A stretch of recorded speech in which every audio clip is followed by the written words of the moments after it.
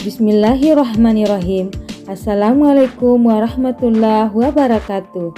Teman-teman, jumpa lagi kita di channel Siswa Pembelajar dalam mata pelajaran Bahasa Indonesia bersama saya, Ibu Nisa. Baiklah, pada pertemuan kali ini kita akan membahas KD 3.5, mengidentifikasi informasi teks eksposisi berupa artikel ilmiah populer dari koran atau majalah yang didengar dan dibaca.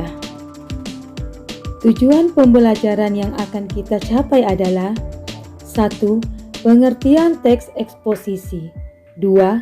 Ciri-ciri teks eksposisi. 3. Jenis-jenis teks eksposisi. 4. Gagasan dan fakta dalam teks eksposisi. Dan yang kelima, pola pengembangan teks eksposisi. Teman-teman, langsung saja kita masuk ke materi pertama, pengertian teks eksposisi. Teks eksposisi adalah paragraf atau teks yang berupa penyampaian pendapat tanpa bertujuan untuk mempengaruhi. Jadi, teks eksposisi murni tujuannya untuk menyampaikan sebuah informasi. Isi teks eksposisi. Teks eksposisi bersifat informasi atau pengetahuan secara ringkas, jelas, padat, dan mudah untuk dibaca. Teks eksposisi bersifat ilmiah atau non-fiksi. Tujuannya untuk menjelaskan informasi tertentu agar pengetahuan pembaca bertambah. Biasanya teks eksposisi akan membahas isu pendidikan, ekonomi, kesehatan, dan masih banyak lagi. Teman-teman, kita masuk ke dalam materi yang kedua, ciri-ciri teks eksposisi. 1. Menjelaskan informasi atau pengetahuan mengenai topik tertentu. 2. Biasanya menjawab pertanyaan apa, siapa, kapan, di mana, mengapa, dan bagaimana. 3. Bentuk penulisan yang lugas, singkat, padat, dan jelas. Ciri-ciri yang keempat, tulisan berisi gagasan dan fakta. 5. Menggunakan bahasa yang baku. Ciri-ciri yang keenam, bersifat netral atau objektif, atau tidak memihak kepada siapapun. Selanjutnya teman-teman, kita masuk pada materi jenis-jenis teks eksposisi. 1. Eksposisi definisi. Paragraf eksposisi yang memaparkan mengenai definisi atau pengertian dari suatu topik. 2. Eksposisi proses, yaitu tulisan yang berisi tahapan atau cara-cara untuk melakukan sesuatu dari awal sampai akhir. Yang ketiga, eksposisi ilustrasi, menyajikan gambaran sederhana tentang suatu topik dengan topik lainnya yang mempunyai kesamaan sifat atau kemiripan. Yang keempat, eksposisi laporan, yaitu paragraf eksposisi yang menyampaikan laporan peristiwa atau penelitian tertentu. Eksposisi analisis, tulisan yang memisahkan suatu masalah dari gagasan utama menjadi beberapa sub-bagian, lalu melakukan pengembangan secara berurutan. Yang keenam, eksposisi berita, yaitu paragraf eksposisi yang memberikan informasi dari kejadian yang sering ditemukan dalam berita atau surat kabar. Yang ketujuh, eksposisi pertentangan, yaitu paragraf yang mengenai hal pertentangan akan suatu hal dengan hal lainnya. 8. Eksposisi perbandingan, yaitu paragraf eksposisi yang berisi ide atau gagasan yang disajikan dengan cara membandingkan.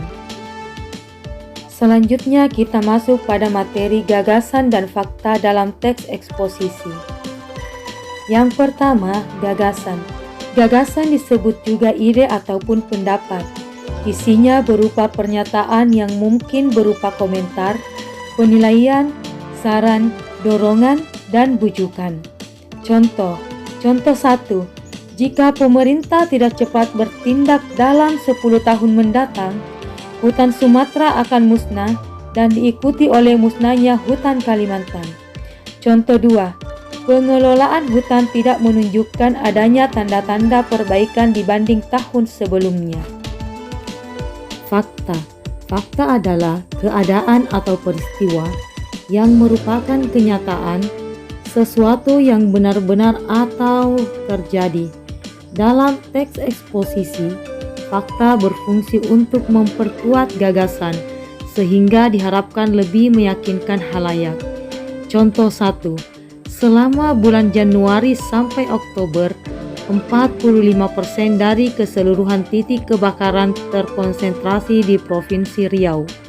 Contoh 2. Kemudian pada bulan Oktober terjadi kenaikan jumlah titik kebakaran yang cukup signifikan di Provinsi Riau, Sumatera Barat, dan Jambi.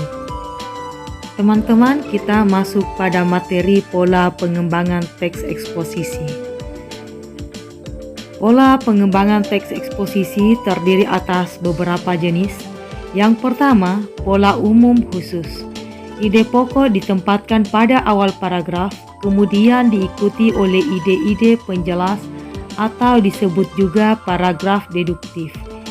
Ide-ide penjelasnya merupakan perincian dari ide umum yang dikemukakan sebelumnya. Yang kedua, pola khusus umum. Hal-hal yang bersifat khusus diikuti oleh uraian yang bersifat umum.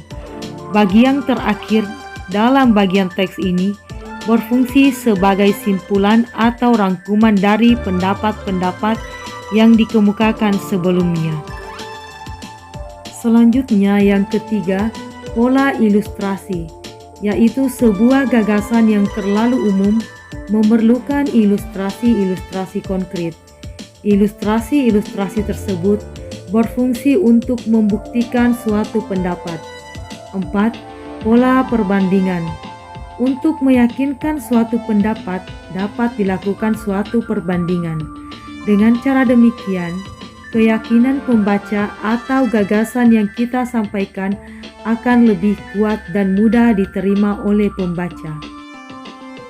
Untuk menguji pemahaman teman-teman, berikut ini saya menyajikan sebuah soal, yaitu soal jawab. Silahkan teman-teman menjawab soal ini dengan sebaik-baiknya untuk mengetahui tingkat pemahaman teman-teman. Selanjutnya, soal yang kedua masih saya ambil dari buku paket. Silahkan teman-teman membaca kedua teks ini, kemudian tentukan ide pokok, pendapat, dan fakta yang terdapat dalam teks tersebut. Teman-teman, sampai di sini dulu pertemuan kita. Terima kasih sudah menonton. Sampai jumpa di video berikutnya. Assalamualaikum warahmatullahi wabarakatuh.